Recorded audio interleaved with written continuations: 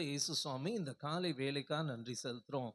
ஒரு நோக்கத்தோடும், ஒரு திட்டத்தோடும் எங்கள இன்னைக்கு காலையில கூட்டிட்டு வந்து சேர்த்துருக்கீங்க. நன்றி செலுத்துறோம். எங்களுக்கு முன்னாடி உள்ள இந்த டைம உம்முடைய கரத்துல அர்ப்பணிக்கிறோம். எங்களுக்கு என்னென்ன வசனங்கள் ஞாபகப்படுத்தணும், இல்ல எங்கள எப்படி உற்சாகப்படுத்தணும் அப்படின்னு உமக்கு நல்லா தெரியும் சுவாமி. நீங்க வழி நடத்துங்க, நீங்க ஆசீர்வதிங்க. இந்த டைம நீங்க பொறுப்பேற்றுக் கொள்ளுங்க. முக்கியமா சின்ன பிள்ளைங்கள உம்முடைய கரத்துல அர்ப்பணிக்கிறோம். பெரியவங்க, வேலை செய்றவங்க எல்லாரையும் உம்முடைய கரத்துல அர்ப்பணிக்கிறோம். எங்களுக்கு தேவையான காரியங்கள ஞாபகப்படுத்துங்க, வழி நடத்துங்க. இயேசு கிறிஸ்துவின் மூலமா வேண்டிக் கொள்கிறோம் நல்ல பிதாவே. ஆமென். ரைட். சின்ன பிள்ளையா இருக்கும்போது என்னவாகணும் ஐடியா இல்ல. Very Innocent looking small cute girl அங்க. அப்படியே வரும்போது ஆசைகள் இருந்துச்சு. 2 பேருக்கு டாக்டர் ஆகணும்னு ஆசை இருந்துச்சு. அப்புறம் அப்படியே வரும்போது என் பக்கத்துல இதுக்கு மேல கேள்வி கேட்றாத. போலீஸ் ஆகப் போறேன் அப்படின்னான் அவன். ஸோ அப்படியே போம்போது காலேஜ் ஸ்டூடெண்ட்ட பார்க்கும்போது எனக்கு டாக்டர் ஆகணும்னு ஆசை இருந்துச்சு. ஆனா சிச்சுவேஷன்ஸ்னால நான் ஆப்டோமெட்ரிக்குள்ள போயிட்டேன் அப்படின்னு சொல்லி அவங்க சொன்னாங்க. இன்னொருத்தவங்க வந்து நான் கம்ப்யூட்டர் டீச்சரா இப்ப ஐ அம் வெரி மச் குவாலிஃபைடு.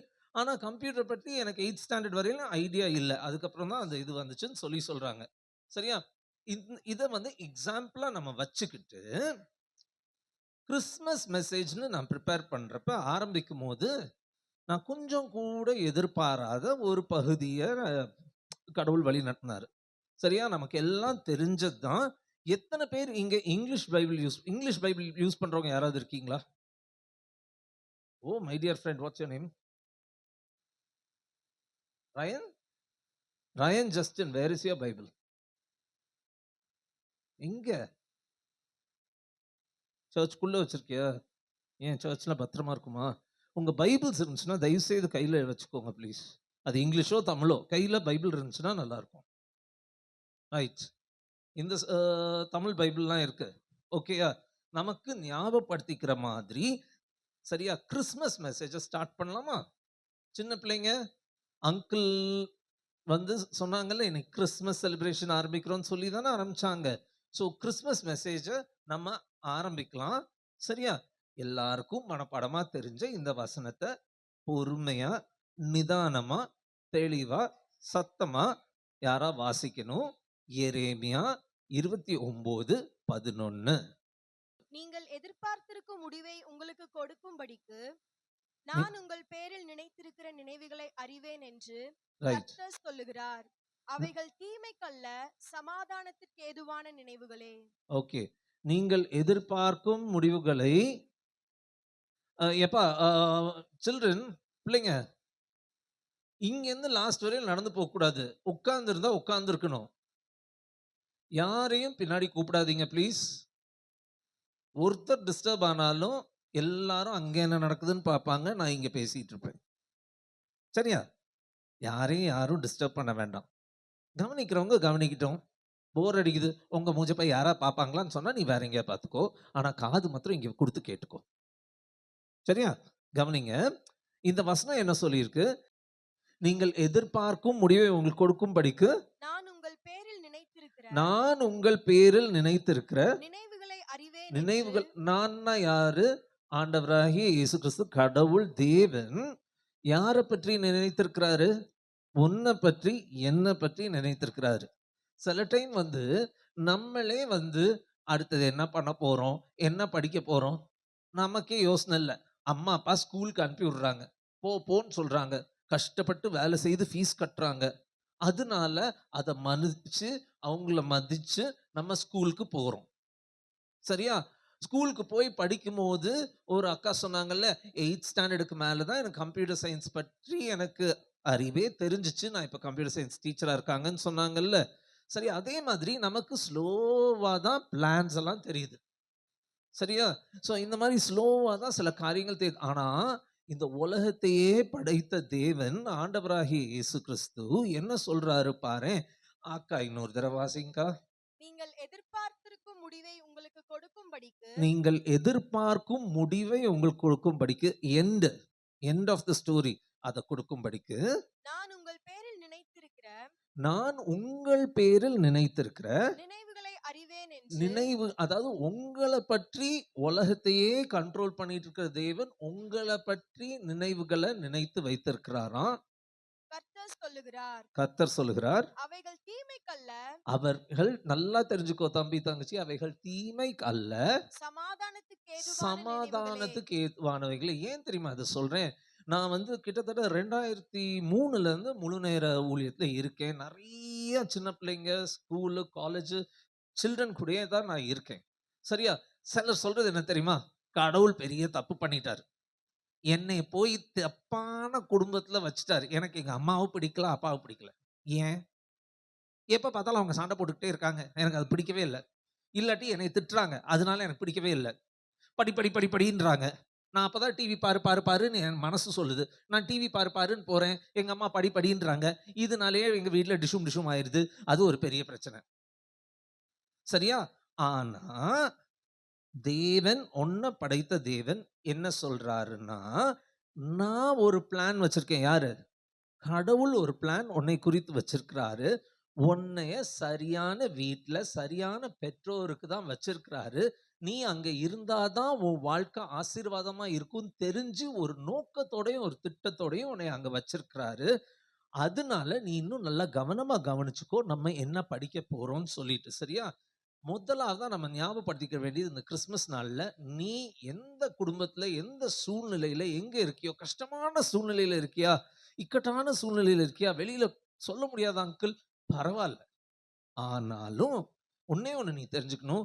தேவன் உன்னைய ஒரு நோக்கத்தோட, ஒரு திட்டத்தோட எங்க வச்சிருக்காரோ அங்க வச்சிருக்கிறார். சரியா? அங்கிள் நீங்க இத எப்படி சொல்றீங்க? அப்படின்னு நீ கேட்டன்னா, திருப்பியும் வசனத்துக்கே வருவோம். ஏன்னா நான் சொல்றத காட்டிலும் தேவன் வசனத்துல பைபிள்ல என்ன சொல்லியிருக்காருன்றத நம்ம ஞாபகப்படுத்திக்கிட்டோம்னா, அது நம்மளுக்கு நல்லா யூஸ்க்கும். அதுவும் கிறிஸ்மஸ் அன்னைக்கு வசனத்த ஞாபகப்படுத்திக்கிட்டா இன்னும் நல்லா இருக்கும். எப்படி அப்படின்னு சொல்றீங்க அங்கிள்ன்னு நீ கேட்டன்னா, ஆதியாகமம் 1ஆம் அதிகாரம் 27ஆம் வசனம். தேவன் தம்முடைய சாயலாக மனுஷனை சிருஷ்டித்தார், அவனை தேவ சாயலாகவே சிருஷ்டித்தார், ஆணும் பெண்ணுமாக அவர்களை தேங்க் யூ, தேங்க் யூ, சிருஷ்டித்தார். Thank you. இந்த வசனத்தை வாசிக்க சொன்னோன்னே, ஒரு நல்ல பையன் வந்து என்கிட்ட டவுட் கேட்டான். உண்மையா ஜென்யூனா ஒரு டவுட் கேட்டான். அங்கிள் ஆதியாகமம் 1:27 வாசித்தேன் அங்கிள். இந்த அக்கா வாசித்த மாதிரியே தான் இருந்துச்சு அங்கிள். ஆனா நான் வீட்டுக்கு போய் நைட் எல்லாம் யோசித்து பார்த்தேன் அங்கிள். என்னோட பாஸ்போர்ட் சைஸ் போட்டோ வச்சு பார்த்தேன். ஜீசஸோட போட்டோ வச்சு பார்த்தேன். எனக்கு தாடியும் இல்ல, மீசையும் இல்ல.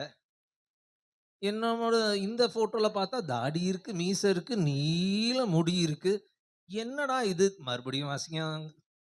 தேவன் தம்முடைய சாயலாக மனுஷனை தேவன் சிருஷ்டித்தார், தம்முடைய சாயலாக சாயலாக மனுஷனை மனுஷனை சிருஷ்டித்தார். சிருஷ்டித்தார்.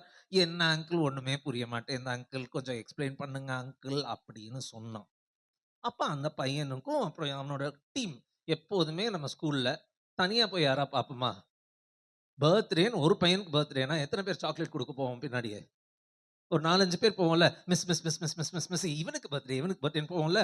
அந்த மாதிரி ஒரு 4, 5 ஃப்ரெண்ட்ஸ் வந்தாங்க. அப்ப அந்த ஃப்ரெண்ட்ஸ்க்கு நான் ஹெல்ப் பண்ணேன். தேவன் நம்ம எப்படி சிருஷ்டித்தாராம்? அவரோட சாயல்லையே சிருஷ்டித்தாராம். அங்கிள் ஜீசஸோட போட்டோன்னு சொல்லி பார்க்கிறேன். நல்ல தாடி இருக்கு, மீசை இருக்கு, நீல முடி இருக்கு.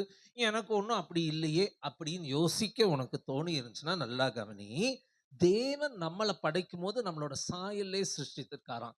நீ ஸ்கூல்ல இருக்க, இன்டர்வல் பிரேக் விட்டுட்டாங்க. நீ வந்து ஒரு 7th ஸ்டாண்டர்ட் 8th ஸ்டாண்டர்ட் அந்த மாதிரி படிக்கிற.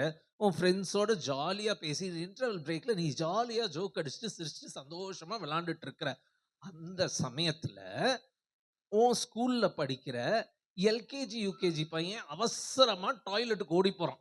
அவனுக்கு செம்ம அர்ஜென்ட். அவசரமா ஓடி போனதுல கல்லு பார்க்காம தடுக்கி விட்டு கீழே விழுந்துட்டான். இமீடியட்டா நீ என்ன ரெஸ்பாண்ட் பண்ணுவ? நீ என்ன பண்ணுவ? அச்சோ! கீழ விழுந்துட்டானே! அப்படின்னு சொல்லி நீ என்ன பண்ணுவ? குனிஞ்சு தூக்கி விடுவியா? அப்படி பண்ணுவியா? ஐ! கீழ விழுந்துட்டான்னு கை தட்டுவியா? என்ன பண்ணுவீங்க? நீங்க ரொம்ப வாய திறக்க நீங்க பேசினா தான் நான் கன்டினியூ பண்ணுவேன். நீங்க என்ன பண்ணுவீங்க? முதல் சொன்ன சூழ்நிலை பண்ணுவீங்களா? 2வது பண்ணுவீங்களா? ஐன்னு கைய தட்டுவீங்களா? அச்சச்சோ! விழுந்துட்டானே! ஏன்டா தூக்கி விட்டு ஒரு வேளை டஸ்ட் ஆயிருந்துச்சுன்னா தட்டி விட்டு, போ போ போ மெதுவா மெதுவா போ. டாய்லெட்டுக்கு தானே போற மெதுவா போ. அப்படி சொல்லுவியா?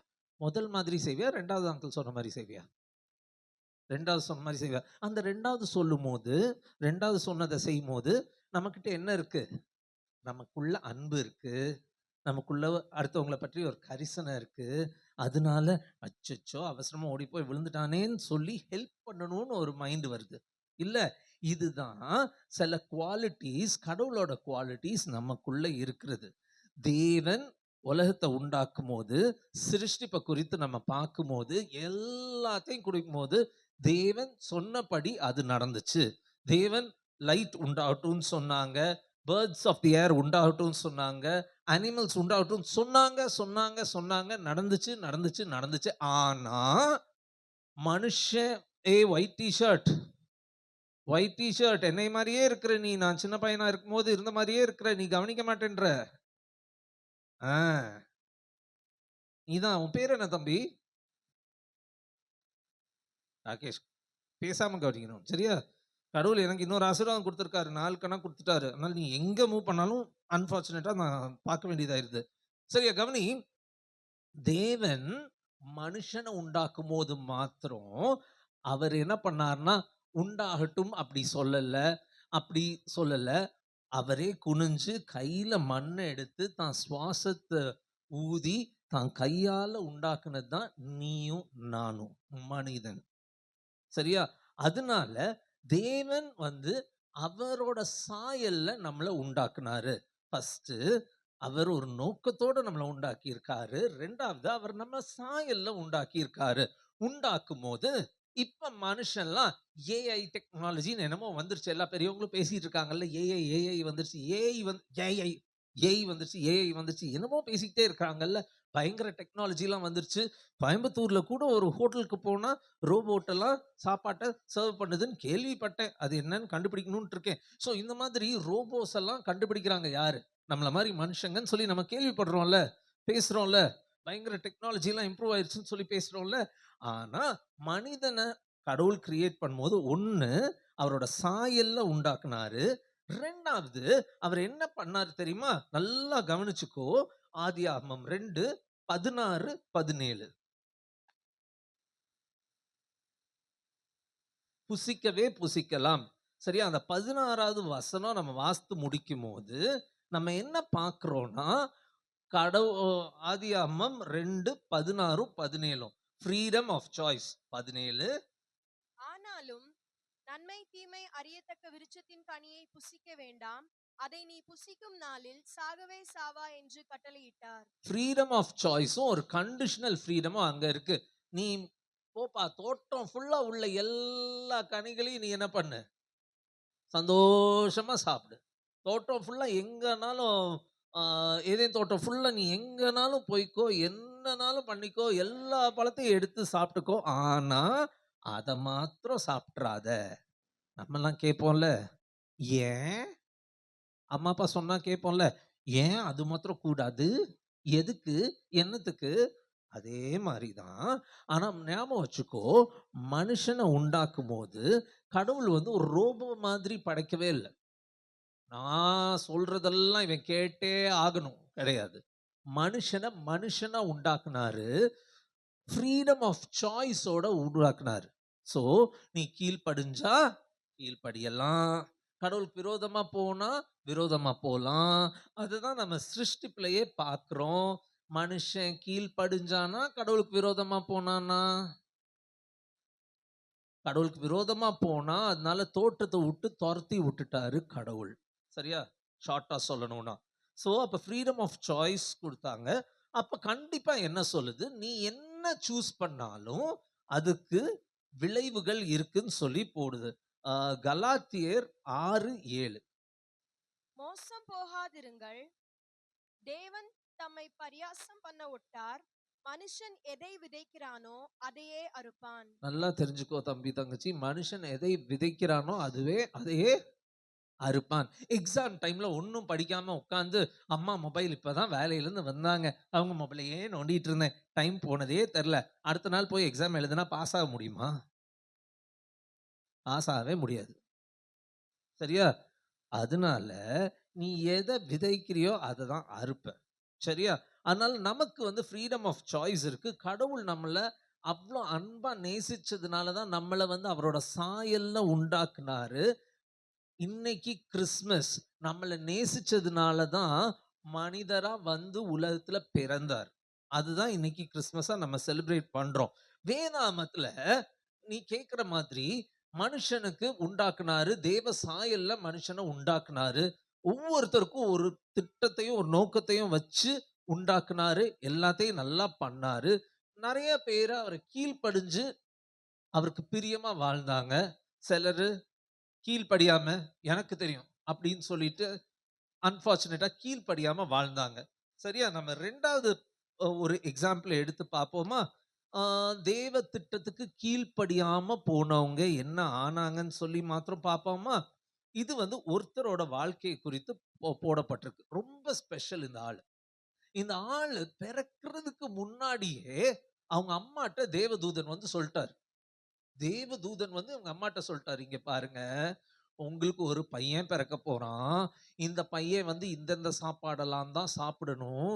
இந்த ஹேர் கட் எல்லாம் பண்ணக்கூடாது. ஹேர் கட்டே பண்ணக்கூடாது. இந்த சாப்பாடுலாம் சாப்பிடணும். இதெல்லாம் சாப்பிடக்கூடாதுன்னு" சொல்லி யார்கிட்ட சொன்னாரு? பையன் பேர கேட்டனா? யார்கிட்ட சொன்னாருன்னா சிம்சோன். அது மிஸ்ஸஸ் மனோவாட்ட சொன்னாரு. சரியா? ஓகேயா? ஸோ அப்ப நல்லா கவனிச்சுக்கோங்க.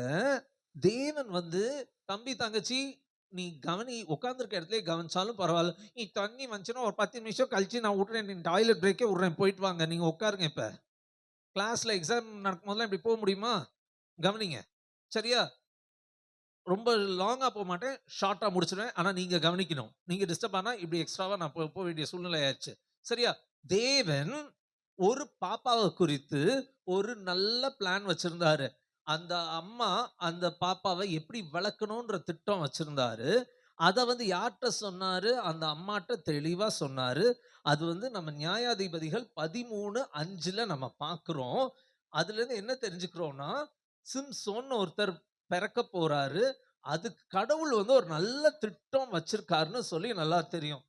அக்கா அந்த வசனம் வாசிக்க முடியுமா? நியாயாதிபதிகள் 13:5. நீ கர்ப்பந்தரித்து ஒரு குமாரனை பெறுவாய். அவன் தலையின் மேல் சவரகன் கத்தி படலாகாது. அந்த பிள்ளை பிறந்தது முதல் தேவனுக்கென்று நசரேனாய் இருப்பான். அவன் இஸ்ரவேலை பெலிஸ்தரின் கைக்கு நீங்கலாக்கி ரட்சிக்க சரி, தொடங்குவான் ரைட். என்றார். இவர் வந்து இந்த பேபி வந்து ஒரு பெரிய லீடரா, இந்த நாட்டுக்கே ஒரு பெரிய லீடரா வந்து உங்க எனிமீஸ்க்கெல்லாம் அகைன்ஸ்டா ஃபைட் பண்ணி உங்களுக்கு நல்ல ஹெல்ப் பண்ணுவாரு. அதுதான் கடவுள் அந்த பேபிக்கு வச்சிருக்க பிளான்னு சொல்லி தேவதூதன் வந்து யார்ட்ட சொல்றாரு? அந்த அம்மாட்ட சொல்றாரு. சரியா? பிறக்கிறதுக்கு முன்னாடியே அந்த பேபிக்கு தேவனுடைய திட்டம் இருந்துச்சு. தம்பி, தங்கச்சி கவனிச்சுக்கோ. அந்த பேபிக்கு மாத்திரம் இல்ல, நம்ம வாழ்க்கையிலயும் தேவன் ஒரு திட்டத்தையும், ஒரு நோக்கத்தையும் வச்சிருக்கிறாரு. கவனிங்க. நல்லா கவனிச்சுக்கோ. தேவன் வந்து உன் வாழ்க்கையில ஒரு திட்டமும், ஒரு நோக்கமும் வச்சிருக்காரு. சிம்சோனுன்ற பேபிக்கும் ஒரு திட்டமும், நோக்கமும் வச்சிருக்காரு. பேபிக்கு அவன் பெருசாகி அவன் வாழ்ற நாட்டுல அவங்களோட சொந்த ஜனங்கள விடுவிப்பான். ஒரு லீடரா வருவான். உங்க எதிரிக்கு விரோதமா சண்டை போடுவான். இப்படிலாம் தேவ நோக்கம் வச்சிருந்தாரு. சில காரியங்கள்லாம் சாப்பிடவே கூடாது. அதெல்லாம் டச்சே பண்ணக்கூடாதுன்னு வச்சிருந்தாரு. ஆனா, இவன் பெரியவனானோனே, "எனக்கு தெரியாதா? சும்மா தொண தொண தொணன்னு சொல்லிக்கிட்டு, எனக்கு எல்லாம் தெரியும்." நம்ம வீட்ல பேசுற மாரி இல்ல. நீ பேசுனது இல்ல. இவன் சொன்னான், "எனக்கு எல்லாம் தெரியும். எங்க அம்மா, அப்பா சொன்னபடிலாம் நான் நடக்க மாட்டேன்னு" சொல்லிட்டு, அவன் என்ன பண்ணான் தெரியுமா? ஆம் நியாயாதிபதிகள் 14:9. அவன் 14:9. அவன் அதை தன் கைகளில் எடுத்து சாப்பிட்டுக் கொண்டே நடந்து தன் தாய் தகப்பனிடத்தில் வந்து அவர்களுக்கும் கொடுத்தான். அவர்களும் சாப்பிட்டார்கள். ஆனாலும் தான் அந்த தேனை சிங்கத்தின் உடலிலே எடுத்ததை அவர்களுக்கு அறிவிக்கவில்லை. ரைட். அவர் சாப்பிட்டது என்னன்னா, தேன தான் சாப்பிட்டாரு. தேன் சாப்பிட்டதுல ஏதாவது தப்பு இருக்கா? தேன் நல்லது. ஆனா, அவன் எந்த இடத்துல இருந்து தெரியுமா தேன் எடுத்தான்? அழுகி போய் செத்து கிடந்த சிங்கத்தோட உடம்புல இருந்து அந்த தேனு, பூச்சி எல்லாம் எடுத்தான். அது சுத்தமா, அசுத்தமா? அசுத்தமான காரியம். ஸோ அப்படி கீழ்ப்படியாம போனா, கடைசியில என்ன தெரியுமா ஆச்சு? தேவன் ஒரு நல்ல திட்டத்தையும், ஒரு நோக்கத்தையும் அவன் வாழ்க்கையில வச்சிருந்தாலும், அவன் நெறைய நேரத்துல தேவன நோக்கி, "கடவுளே பிரச்சனை இருக்கு, எனக்கு உதவி செய்யுங்க கேட்க மறந்துட்டான். அவன் என்ன தெரியுமா யோசித்தான்? எனக்கு கடவுள் ஸ்ட்ரென்த் குடுத்திருக்காரு. நான் ஸ்ட்ராங்கா இருக்கேன். என்னோட நாட்டுல என்னோட மக்களுக்கு தெரியும் நான் எவ்வளோ ஸ்ட்ராங்ன்னு சொல்லி, எனக்கு பெலன் இருக்கு. எனக்கு எல்லாமே இருக்கு. நான் எல்லாம் பண்ணிருவேன். எனக்கு நானு, நானு, நானு, நானுன்னு பேசி பேசி கடவுளையே மறந்துட்டான். ஆனா, இவன் பிறக்கறதுக்கு முன்னாடியே தேவன் ஒரு நோக்கத்தையும், திட்டத்தையும் வச்சிருந்ததுனால தான் தேவதூதனை அனுப்பி யார்ட்ட சொன்னாங்க? அம்மாட்ட சொன்னாங்க. "எம்மா நீ வளர்க்கும்போது பார்த்து இப்படி வளம்மா, இந்த ஹேர் கட்லாம் பண்ணாதம்மா." இப்படி எல்லாம் ரொம்ப அன்பு கூர்ந்ததுனால தேவன் வந்து இவ்ளோ பிளான் எல்லாம் வச்சு சொன்னாரு. ஆனா இந்த மனுஷன் எனக்கு பெலன் இருக்கு, எனக்கு அழகு இருக்கு, எனக்கு திறமை இருக்குன்னு சொல்லி அசிங்கமா தீர்மானம் எடுத்ததுனால விளைவு மோசமான விளைவு. என்ன தெரியுமா? எதிரிகளோட கைகள்ல மாட்டி கண்கள்லாம் பிடுங்கப்பட்டு ஒரு மோசமான முடிவுக்கு வந்தார். சரியா? இது வந்து தேவ திட்டத்துக்கு விரோதமா போன ஒரு மனிதன். இந்த மனுஷன் பேரு சாம்சன், இல்ல தமிழ்ல சிம்சோன். ஆனா இன்னைக்கு கிறிஸ்துமஸ் நாளா இருக்கிறதுனால 2 முக்கியமான பேர குறித்து டக்குன்னு சொல்லி அங்கிள் டக்குன்னு முடிக்க போறேன். ஆனா நீ தொடர்ந்து கவனிக்கணும். ஒருத்தர் கீழ்ப்படியாத மனுஷர் சிம்சோன் சொல்லி முடிச்சுட்டேன். 2 பேரு ரொம்ப மனசார கீழ்ப்படிஞ்சாங்க. யாரு தெரியுமா? அப்படியே நம்ம ஆ பைபிள திருப்பிட்டே போனா, இயேசு சுவாமி பிறப்ப குறித்து ஏசாயா 7:14ல சொல்லப்பட்டிருக்குது. அத இப்ப படிக்க வேண்டாம். சரியா? சின்ன பிள்ளைங்களுக்கு ஏற்றாற்போல நான் சொல்லலாம்னு யோசித்தேன். வசனங்கள படிச்சுட்டு இருந்தா அவங்க கட் ஆஃப் ஆயிடுறாங்க. ஸோ அதனால ஆ ஒ இயேசு சுவாமி பிறக்கிறதுக்கு ரஃப்பா 700, 800 ஆண்டுகளுக்கு முன்னாடி ஒரு தீர்க்கதரிசி சொன்னாரு. இப்படி ஒருத்தர் பிறப்பாரு. உலகத்தின் பாவத்தெல்லாம் சுமந்து தீர்க்கிறதுக்கு ஒருத்தர் பிறப்பாருன்னு சொல்லி தீர்க்க தரிசனமா சொல்லியிருந்தாங்க. அது எவ்வளோ இயர்ஸ்க்கு முன்னாடி? ஒரு 700, 800 வருஷங்களுக்கு முன்னாடி இயேசு சுவாமி பிறக்கிறதுக்கு முன்னாடி.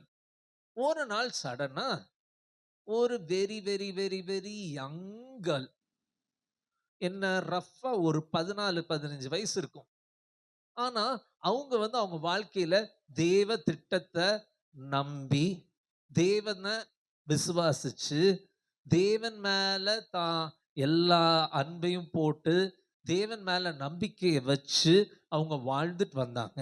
இது ஊர்ல உள்ள யாரும் அவங்கள பார்க்கவே இல்ல. ஏன்னா, அவங்க வீட்டுக்குள்ள இருப்பாங்க. அவங்க பாட்டுக்கு அவங்க வேலைய செய்வாங்க. அவங்க பெரிய ஸ்டேஜ்ல நின்னெல்லாம் ஒண்ணும் பேச மாட்டாங்க. ஆனா, தேவ பக்தியோட, தேவனுக்கு பயந்து தான் வாழ்க்கைய நடத்திட்டு வந்தாங்க. இத யாரு நோட்டீஸ் பண்ணா? தேவன் நோட்டீஸ் பண்ணாரு. அப்ப சடனா ஒரு நாளு இந்த மாதிரி அமைதியான காலை வேளையில அவங்க பாட்டுக்கும் ரூம்ல தனியா இருக்கும்போது, ஒரு ஏஞ்சல் வந்து சொன்னாங்க. என்ன சொன்னாங்க தெரியுமா? லூக்கா 1 அதிகாரம் 38 வசனம். அதற்கு மரியாள், இதோ நான் ஆண்டவருக்கு அடிமை, உம்முடைய வார்த்தையின்படி எனக்கு ஆக கடவது என்றாள். ஓகே.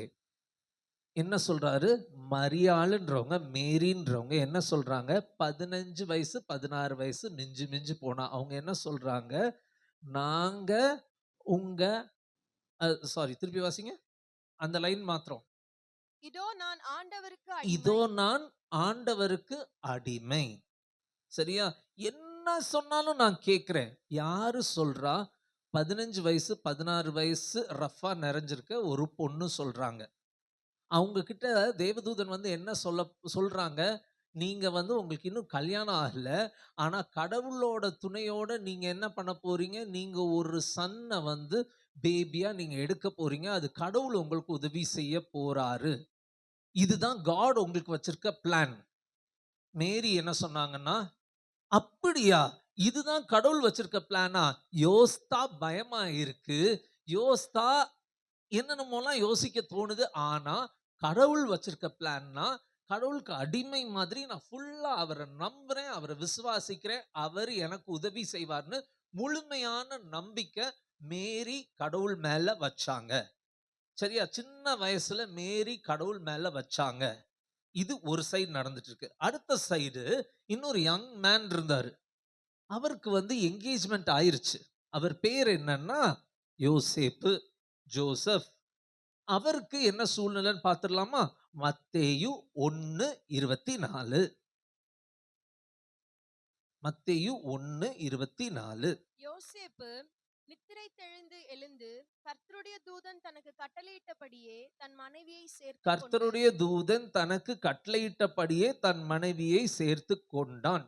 தம்பி தங்கச்சி, இந்த தமிழெல்லாம் நீங்க விட்டு தூக்கி வீசிருங்க. உங்களுக்கு சிம்பிளா புரியணும்னா அங்கிள் சொல்றத மாத்திரம் கேட்டுக்கோங்க. மேரிக்கு சூழ்நிலைகள் பெருசா இருந்தாலும் ஒண்ணே ஒண்ணு மாத்திரம் புரிஞ்சுது. இது தேவனோட திட்டம் என் வாழ்க்கைக்கு. தேவனை நான் முழு மனதோட நம்புறேன், விசுவாசிக்கிறேன். அவர் எனக்காக ஒரு பிளான் வச்சிருக்காரு. அவரை நான் நம்புறேன். அவர் எனக்கு ஹெல்ப் பண்ணுவார். அவ்வளவுதான் தெரியும். அத முழு மனதா அவங்க நம்புனாங்க. அதே மாதிரி யோசேப்புக்கும் ரொம்ப கன்ஃபியூஷன் இருந்துச்சு. ரொம்ப கன்ஃபியூஸ்டா இருந்தாரு. ஆனா அங்கேயும் என்ன அவருக்கு இருந்துச்சு? யோசேப்பு வந்து அந்த 24 திருப்பி வாசிங்க. யோசேப்பு நித்திரை தெளிந்து எழுந்து கர்த்தருடைய தூதன் தனக்கு கட்டளையிட்டபடியே தனக்கு கட்டளையிட்டபடியே தன் மனைவியை அவன் சேர்த்துக்கணும். சோ தேவதூதன் கட்டளையிட்டபடியே ஃபுல் மனசா அவன் முழு மனதா அவன் ஒபே பண்ணான். சோ தம்பி தங்கச்சி நல்லா கவனிச்சுக்கோங்க. இன்னைக்கு நீ கிறிஸ்மஸ் செலிப்ரேட் பண்றன்னா, இன்னைக்கு ஜீசஸோட பிறந்த நாள் நீ பர்த்டேன்னு சொல்லி கிறிஸ்மஸ்னு நீ செலிப்ரேட் பண்றனா, முக்கிய காரணம் 2 பேர். 2 பேர் யாரு? மேரியும் ஜோசப்பும் தேவனோட திட்டத்தை அவங்களோட வாழ்க்கையில சரி, என்னோட வாழ்க்கையில நீங்க செயல்படுத்துங்க. நான் முழு மனதா நான் அதை நம்புறேன், விசுவாசிக்கிறேன். நான் கம்ப்ளீட்டா உங்களே சார்ந்து இருப்பேன். யோசித்து பார்த்தா கஷ்டமா இருக்குது. எனக்கு சின்ன வயசு தான். சூழ்நிலைகள் கஷ்டமா தான் இருக்கு. ஆனாலும் நான் கடவுள நம்புறேன், விசுவாசிக்கிறேன். நான் அந்த விசுவாசம் வச்சதுனால தான் இன்னைக்கு இவ்வளோ வருஷங்கள் கழிச்சும் நீயும் நானும் கிறிஸ்மஸ்ன்ற பேர்ல ஜீசஸோட பர்த்டே செலிப்ரேட் பண்றோம். ஆனா முக்கியமான காரணம் என்ன தெரியுமா? 2 பேரு தேவனோட திட்டத்துக்கு முழு மனசா கீழ்ப்படிஞ்சாங்க. தம்பி தங்கச்சி, நான் மெசேஜ் எல்லாம் ஆரம்பிக்கிறதுக்கு முன்னாடி இங்க சின்ன பிள்ளையில இருந்து பெரிய அக்கா வரையிலும் தம்பிமார் எல்லாம் சேர்ந்து வந்து உட்கார்ந்தாங்க. சிலருக்கு ஐடியாவே இல்ல, சிலருக்கு ஐடியா இருந்துச்சு. அவங்க வாழ்க்கையில் உள்ள திட்டத்தையும் நோக்கத்தையும் குறித்து ஐடியா இருந்துச்சு. தேவன் வசனத்துல சொன்னாரு, இங்க பாரு, உன்னை குறித்து ஒரு நல்ல திட்டம், ஒரு நோக்கம் வச்சிருக்கேன். ஆனா முழு மனசோட நம்புறதுக்கு நீ ஆயத்தமா இருக்கியா? சிம்சோன் ஆயத்தமாவே இல்ல. எனக்கு பலன் இருக்கு, எனக்கு எல்லாம் முடியும், நான் சாதிச்சிட முடியும், என்னால முடியாது ஒண்ணும் இல்லைன்னு சொல்லி அவர் அழிஞ்சு போயிட்டார். ஆனா மேரியும் யோசேப்பும் என்ன பண்ணாங்க? தேவ திட்டத்துக்கு முழுமையா சரணடைஞ்சாங்க. தேவ திட்டத்தை நிறைவேற்ற கருவியா அவங்க மாறினாங்க. தம்பி தங்கச்சி, ஒருவேளை நீ சின்ன வயசுல இருந்தாலும் நல்லா ஞாபகம் வச்சுக்கோ. தேவன் உன்னை நேசிச்சதுனால தான் அவர் உன்னைய அவர் சாயல்ல உண்டாக்கி இருக்காரு. உனக்கு நல்ல குடும்பத்தை கொடுத்திருக்காரு. உன்னைய பாதுகாக்கிற, வளர்க்கிற பெற்றோரை கொடுத்திருக்காங்க. ஸோ இந்த சூழ்நிலையில தேவன் உனக்கு நல்ல திட்டத்தையும் நோக்கத்தையும் வச்சிருக்கிறாரு. அதை நம்பி நீ வாழு. கண்டிப்பா ஆண்டவராகிய இயேசு கிறிஸ்து உனக்கு உதவி செய்வாரு. ஒரு சின்ன ஜெபம் பண்ணி முடிக்கலாமா? இருக்கிற இடத்துலயே நீ கண்ணை மூடி, கைய கூப்பி, முட்டி போட முடிஞ்சா முட்டி போட்டு ஜெபத்தை பண்ண முடியுமா? முட்டி போட முடிஞ்சவங்க எல்லாம் முட்டி போடுங்க. கண்ணை மூடி கைய கூப்பி ஒண்ணே ஒண்ணு மாத்திரம் ஞாபகம் வச்சுக்கோ. நீ சின்ன பிள்ளையா, சின்ன பையனா இருந்தாலும் பரவாயில்ல, பெரிய பையனா ஒருவேளை டிகிரி எல்லாம் முடிச்சுட்டு வாட் நெக்ஸ்ட்னு யோசிச்சுட்டு இருந்தாலும் பரவாயில்ல. நம்ம வாழ்க்கையில தேவன் ஒரு நல்ல திட்டத்தை வைத்திருக்கிறாரு. ஆனா அதை முழு மனதா கீழ்ப்படுகிறதுக்கு நீ ரெடியா இருக்கியா? மேரியும் ஜோசப்பும் முழு மனதா கீழ்ப்படிஞ்சாங்க. தேவ திட்டத்தை நிறைவேற்றினாங்க. தம்பி தங்கச்சி, நீயும் அதை செய்ய முடியுமா? அன்புள்ள இயேசு சுவாமி, இந்த காலை வேளையில அது கிறிஸ்மஸ் அன்னைக்கு இதை எங்களுக்கு ஞாபகப்படுத்தினதுக்காக நன்றி செலுத்துறோம். சின்ன பிள்ளைங்கள்ல இருந்து பெரியவங்க வரையில் இருக்காங்க சுவாமி.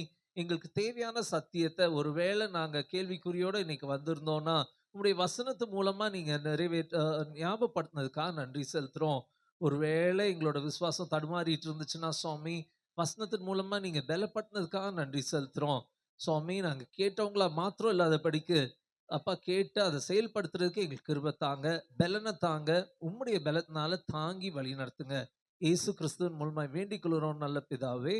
ஆமென். உட்கார்ந்துக்கோங்க. Thank you.